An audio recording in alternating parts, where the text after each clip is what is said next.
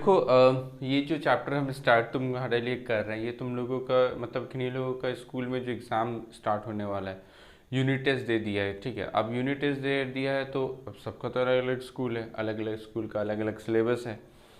Mostly तो सारा ही chapter covered up हो गया है, सिर्फ एक चैप्टर शायद है जो हम शायद 4 तारीख तक ख़त्म नहीं करवा पाए मे बी, जो कि तुम्हारा परचेज बुक्स वगैरह है। तो ये हम तुमको फिलहाल के लिए एक वीडियो दे के तुमको एक नॉलेज दे दे रहे हैं, जिससे तुम्हें ये समझ में आ जाएगा कि तुमको कैसे करके सम्स अटेंड करना है। और सम्स अटेंड करने का जैसे हम नॉर्मल कराते हैं वो चैप्टर तो हम तुमको लाएंगे ही नॉर्मल क्लास में। ठीक है, तो आ जाओ हम लोग परचेज डे बुक जो है वो ख़त्म कर लेते हैं। ठीक है, देखो हम लोग एक इजी सा चैप्टर वीडियो के थ्रू कंप्लीट कर ले रहे हैं तुम्हारा एग्ज़ाम पर्पस को लेकर। ठीक है, एग्ज़ाम अगर जिन लोगों का है फिलहाल नेक्स्ट वीक में जो यूनिट टेस्ट हम लोग के स्कूल में अलग अलग चैप्टर्स को लेके होता है, तो उतना अलग अलग स्कूल्स के लिए तो सबका अलग अलग सिलेबस हो जा रहा है। तो एक छोटा सा टॉपिक है जो हम लोग वीडियो के थ्रू कवर अप कर दे रहे हैं। नॉर्मल हम लोग का क्लास जब होगा तो उसमें भी ये चैप्टर आएगा, ऐसा नहीं है कि ये चैप्टर नहीं आएगा। ठीक है, ये चैप्टर भी आएगा, लाइव में जैसे हम कराते हैं वैसे ही कराएंगे। देखो इस लेकिन एग्ज़ाम पर्पस के लिए तुम वीडियो देख लो, तुम एग्ज़ाम में अटेंड कर पाओगे। सबसे पहले था purchase day book. Purchase day book होता क्या है, हम लोग को याद रखना है कि परचेज डे बुक में सिर्फ और सिर्फ वही ट्रांजैक्शंस को रिकॉर्ड किया जाएगा जो कि क्रेडिट परचेज होता है। अगर तुम क्रेडिट में परचेज कर रहे हो तो परचेज डे बुक में रिकॉर्ड किया जाएगा, अगर तुम कैश परचेज कर रहे हो तो परचेज डे बुक में नहीं आता। अब ये जो परचेज डे बुक होता है हम लोगों के सिलेबस के अकॉर्डिंग जीएसटी आ चुका है। ठीक है, हम लोग के सिलेबस में तो जीएसटी के साथ ही तुमको एंट्री करने देगा। ठीक है, अगर जीएसटी नहीं दिया तब तो इजी बन जाएगा, लेकिन अगर जीएसटी रह गई तो जीएसटी का तो एक हम अलग से वीडियो तुम लोगों को दे चुके हैं, और वीडियो ने छोड़ो लाइव भी करवा चुके हैं। अगर किसी को दिक्कत है रिवाइज करने के लिए, तुम अगर वीडियो देखना चाहते हो तो वीडियो भी देख सकता है। अगर वीडियो नहीं है तो हम छोटा सा रिकैप हम यही करा देंगे जितना हमको इस चैप्टर के लिए चाहिए। देखो जीएसटी जब हम लोग पढ़े थे तो जीएसटी में हम लोग पढ़े थे कि इसमें एक सीजीएसटी होता है, एक एसजीएसटी होता है, और एक होता है आईजीएसटी। ये जो दो टैक्स है सेंट्रल और स्टेट, ये आएगा तुम्हारा इंट्रा स्टेट सेल में। इंट्रा स्टेट सेल मतलब जब एक स्टेट के अंदर ही सेल और परचेज होगा तो ये दोनों टैक्स रेट लगता है, लेकिन जब दो या दो से ज़्यादा स्टेट के बीच में सेल होगा तो उसके ऊपर आईजीएसटी लगता है। यहाँ पे मोर देन वन स्टेट होता है, मोर देन वन स्टेट, और इसको हम लोग इंटर स्टेट सेल बोलते हैं। ठीक है, इंटर स्टेट सेल। तो ये जीएसटी के ये जीएसटी का नॉर्मल कॉन्सेप्ट था। अभी जैसे हम एक छोटा सा एग्जांपल जस्ट तुमको कैलकुलेट करने के लिए बता दे रहे हैं। जैसे सपोज हम लोग एक परचेज किए हैं 1 लाख रुपीज़ का सामान, उसके ऊपर हम लोगों को ट्रेड डिस्काउंट मिला है। ट्रेड डिस्काउंट सपोज मिला 10%, तो 1 लाख का 10% इज 10,000, माइनस करके कितना आ गया 90,000। इसके ऊपर जो है वो जीएसटी लगता है। अब अगर ये हमारा एक ही स्टेट में सेल हो रहा है, मतलब एक ही स्टेट से अगर हम खरीद रहे हैं, जैसे अगर हम कोलकाता में रहते हैं तो मैं कोलकाता से ही खरीद रहा हूँ, तो कोलकाता में ये दो लगेगा अलग अलग। सपोज अगर दोनों मिला के 12% है तो 6% बनेगा सेंट्रल का और 6% बनेगा स्टेट का, तो जीएसटी लगाएंगे। सीजीएसटी इसका 6%, 5,400, और एसजीएसटी 5,400। देखो अब जो मेरा नेट मतलब अगर हमसे पूछा जाए कि मेरा परचेज कितना का होगा, तो मेरा परचेज मेरा 90,000 का ही होगा। याद रखना परचेज जो है वो मेरा 90,000 का ही होगा, क्योंकि ये जो जीएसटी का जो अमाउंट होता है वो हम लोग सेल्स करने के टाइम इसको रिकवर कर लेते हैं, तो ये हमारा कॉस्ट का पार्ट नहीं होता। ठीक है, तो ये जो हमारा अगर परचेज का अमाउंट पूछा जाए तो परचेज का अमाउंट हमारा 90,000 ही होने वाला है। और ये जो 10,800 बन रहा है, ये 10,008 जो है वो हमारा इनपुट टैक्स है, मतलब सामान खरीदने के ऊपर जो हम लोग टैक्स पे करें वो। जब हम लोग आउटपुट टैक्स मतलब करने के बाद, सेल करने के टाइम जो टैक्स कलेक्ट करेंगे उसके साथ ये एडजस्ट हो जाता है, इसलिए ये हमारा कॉस्ट का पार्ट नहीं बन सकता। ठीक है, ये हम लोग ऑलरेडी सीखे हैं। तुम्हारा जीएसटी का जो हम लोग जनरल एंट्री किए थे उसके बाद हम लोग ये चीज़ सीखे थे। अब अभी जो हम लोग करेंगे वो एक सम्स के थ्रू तुमको करवाते हैं कि सम्स किस टाइप का रहेगा। चलो सम्स देखते हैं कि परचेज डे बुक में किस टाइप का सम्स आता है। तो ये हमारा क्वेश्चन रहेगा। देखिए, हम लोग को सबसे पहले क्या देखना है कि किससे हम लोग सामान खरीद रहे हैं। हम लोग कौन है, हम लोग नर्सिंग है। ठीक है, Narsingh Das purchase the following record, purchase the following, record it in a journal, assuming purchase are made from same state या फिर विद इन अ स्टेट। एक ही बात हुआ, मतलब हम लोग जो परचेज करने वाले हैं वो एक ही स्टेट में परचेज करते हैं। अगर एक ही स्टेट में परचेज करेंगे तो हम लोगों को कौन सा सेल माना जाएगा, कौन सा हम लोग परचेज करेंगे, हम लोग इंट्रा परचेज करेंगे। ठीक है, एक ही स्टेट से परचेज कर रहे हैं तो जो भी जीएसटी का रेट दिया रहेगा वो आधा सीजीएसटी होगा और आधा एसजीएसटी होगा। जैसे मेरे को जीएसटी का रेट है 12%, यानी 6% है एसजीएसटी और 6% है सीजीएसटी। बट अगर मुझे क्वेश्चन यहाँ पे ऐसे भी लिख सकता था, 12% जीएसटी ना लिख के 6% जीएसटी ईच भी लिख सकता था, कोई प्रॉब्लम नहीं था। ठीक है, फिर भी मुझे समझ जाना चाहिए। अच्छा, हम लोग नर्सिंग है और हम लोग इन लोग से परचेज कर रहे हैं, तो हम लोग 3 लोग से परचेज किए। सबसे पहले काबरा ब्रदर्स एंड कंपनी से परचेज किए हैं, फिर सतीश मिकलानी एंड सन्स, और फिर दुदोड़िया एंड कंपनी से हम लोग परचेज कर रहे हैं। तो 3 जन से हम लोग क्रेडिट परचेज करते हैं और इसको हम लोग जनरल प्रॉपर में रिकॉर्ड करेंगे। तो जनरल प्रॉपर्टी में रिकॉर्ड करने के लिए सबसे पहले इसका फॉर्मेट ड्रॉ कर लेते हैं।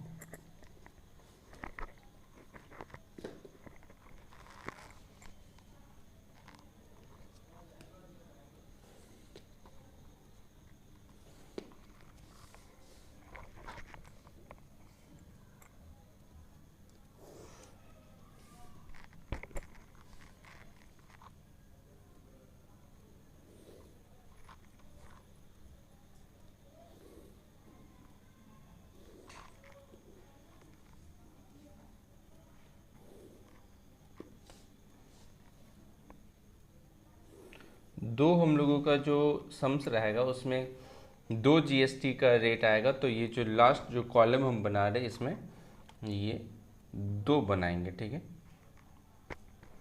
एक सीजीएसटी का, एक एसजीएसटी का। अगर मेरा क्वेश्चन बोल देता कि हम लोग दूसरे स्टेट से खरीद रहे हैं तो हम लोग यहाँ पे एक ही कॉलम बना सकते थे, वो आईजीएसटी का कॉलम बनता। ठीक है, हम लोग बना रहे हैं परचेज जर्नल, तो हम हेडिंग बना लिए परचेज जर्नल।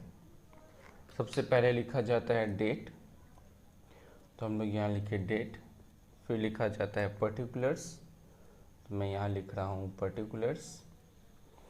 फिर लिखा जाता है इनवॉइस नंबर, तो ये इनवॉइस नंबर। फिर लिखा जाता है लेजर फोलियो, तो ये हमारा लेजर फोलियो हो गया। फिर लिखा जाता है डिटेल्स, ये डिटेल्स जिसमें सारा कैलकुलेशंस रहेगा टैक्स वैक्स का। और ये हो जाता है नेट अमाउंट। याद रखना, नेट अमाउंट का मतलब है इसमें वो अमाउंट लिखा जाएगा जो एक्चुअल मेरा परचेज या फिर एक्चुअल मेरा सेल्स होने वाला है। तो हम लोग परचेज कर रहे हैं तो हम लोग एक्चुअली जो परचेज होगा वो इसमें रहेगा जीएसटी को छोड़ के। और हम लोग परचेज कर रहे हैं तो इसको हम लोग इनपुट सीजीएसटी बोलेंगे और इनपुट एसजीएसटी। यहीं पे अगर हम सेल करते हैं तो ये इनपुट ना हो के आउटपुट हो जाता, आउटपुट सीजीएसटी और आउटपुट एसजीएसटी। ठीक है, बाद बाकी सारा कॉलम जो है वो सेम ही रहता है। तो मेरा क्वेश्चन में देखते हैं। मेरा क्वेश्चन बोल रहा है सबसे पहले कि हम लोग खरीद रहे हैं काबरा ब्रदर्स से और डेट है 1 जुलाई 2017। काबरा ब्रदर्स से हम लोग सामान खरीद रहे हैं, तो हम डेट में लिख लिए 1 जुलाई 2017। काबरा ब्रदर्स से खरीदे तो यहाँ पे हेडिंग बनेगा पहले काबरा ब्रदर्स एंड कंपनी। और अब इसमें लिखेंगे कि हम लोग कितना क्या सामान खरीदते हैं। वो तुम्हारा क्वेश्चंस में डायरेक्ट बोला रहेगा, कोई प्रॉब्लम नहीं है। ये देखो क्वेश्चन में क्या बोला, पहले हम लोग 20 बॉक्स खरीद रहे हैं, 20 बॉक्स खरीद रहे हैं, चाइना प्लेट 270 रुपये करके। जैसे क्वेश्चन बोलेगा वैसे ही हमें लिखना है, कोई दिक्कत वाला बात नहीं है। 20 बॉक्स खरीदे, 20 boxes China plate at the rate of 270 पर बॉक्स। तो ये इंटू कर लेते हैं, 270 इंटू 20 54, 5400 आएगा। तो हम डिटेल्स में लिख रहे हैं 5400, ठीक है। उसके बाद देखो क्या खरीदे, उसके बाद हम लोग 10 दर्जन चाइना सॉसर खरीदे हैं, 10 दर्जन चाइना सॉसर। तो हम लोग लिखेंगे 10 दर्जन china saucer at the rate of ₹80 per dozen, at the rate of ₹80 per dozen. तो 10 इंटू 80, तो ये तो 800 आएगा, तो ये 800। उसके बाद क्या खरीद रहे हैं, 6 T sets, 6 T sets, 6 T sets eight the rate of 240 पर सेट्स। तो 240 इंटू 6 1440, 1440। अब एक बार इन सब का टोटल लगा लेते हैं। और इसमें बोला है कि ट्रेड डिस्काउंट कितना मिलेगा मेरे को, 25% ट्रेड डिस्काउंट भी मिलेगा।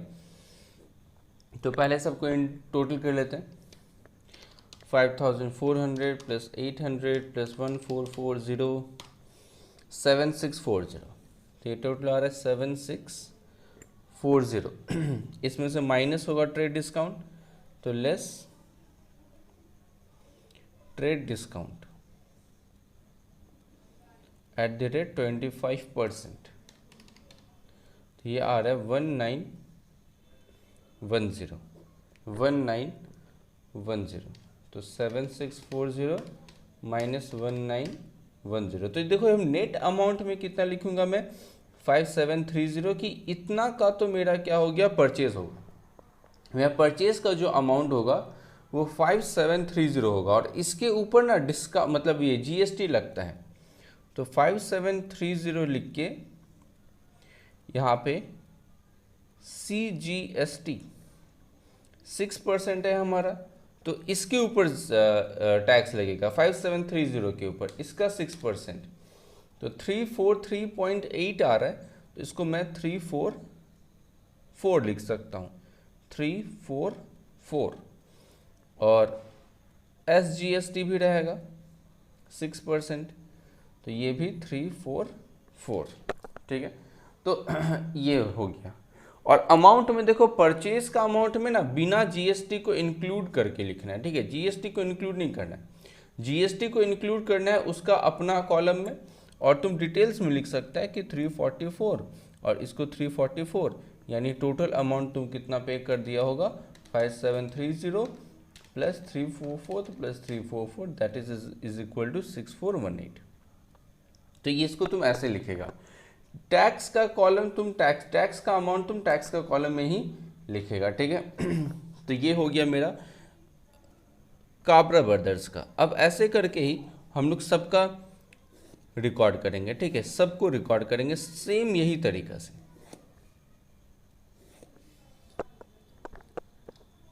चलो तो नेक्स्ट देखते हैं कि नेक्स्ट कौन सा परचेज किया हम लोग। नेक्स्ट परचेज किए सतीश मिगलानी एंड सन्स। तो हम हेडिंग बना लेंगे Satish Miglani and sons, Satish Miglani and sons. और इससे हम लोग क्या क्या परचेज किए हैं, 10 इलेक्ट्रिक केटल्स खरीदे हैं 220 करके, 10 इलेक्ट्रिक केटल्स 220। तो 10 electric kettles eight the rate of 220 each. तो ये तो अमाउंट में तो 2200 आएगा। और इससे सिर्फ एक ही सामान खरीदे थे और उसके ऊपर ट्रेड डिस्काउंट मुझे कितना मिलेगा, 20%। तो लेस होता है ट्रेड डिस्काउंट, तो माइनस ट्रेड डिस्काउंट। और ट्रेड डिस्काउंट है 20%, तो 20 इसका 20% 440 440, तो माइनस कर देते हैं 1760। अब इसके ऊपर लगेगा जीएसटी, तो पहले तो CGST लगाते हैं। 12% ही बोला है, इसका मतलब 6% तो CGST होगा और 6% होगा मेरा SGST।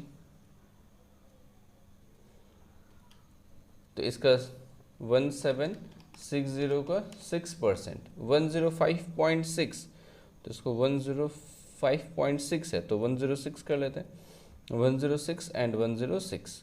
तो CGST में जाएगा मेरा 106 और यहाँ भी जाएगा 106, लेकिन परचेज अमाउंट में कितना जाएगा टैक्स का अमाउंट छोड़ के, मतलब 1760। उसके बाद देखते हैं कि किससे परचेज किए थे। उसके बाद हम लोग परचेज किए दुधौड़िया एंड कंपनी, दुधौड़िया एंड कंपनी से परचेज किए। तो हेडिंग बना लेते हैं दुधौड़िया एंड कंपनी, दुधौड़िया एंड कंपनी। इन लोग से क्या खरीदे, दो तरह का सामान खरीद रहे हैं। 10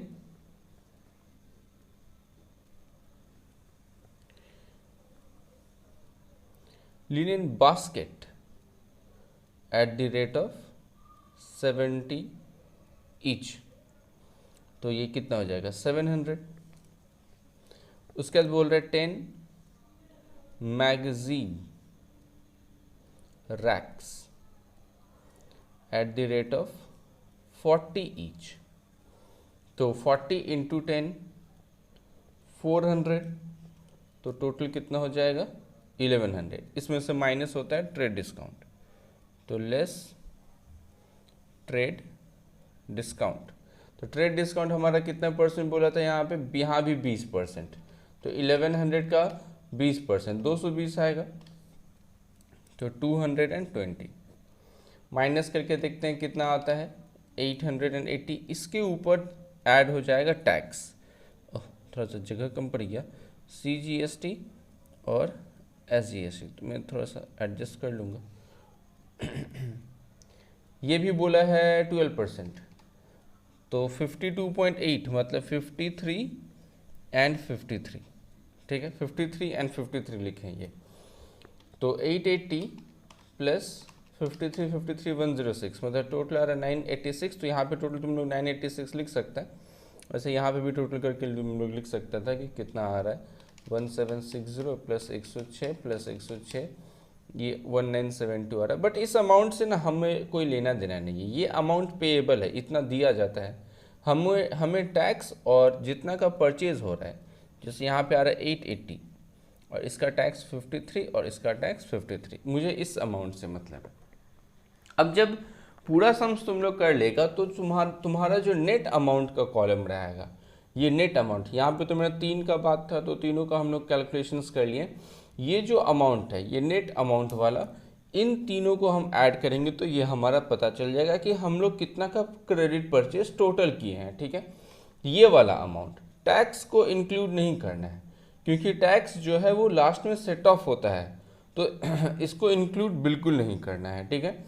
तो ये कर लेते हैं 5730 प्लस 1760 प्लस 880, तो हम लोग क्रेडिट परचेस 8370 का किए हैं, 8370।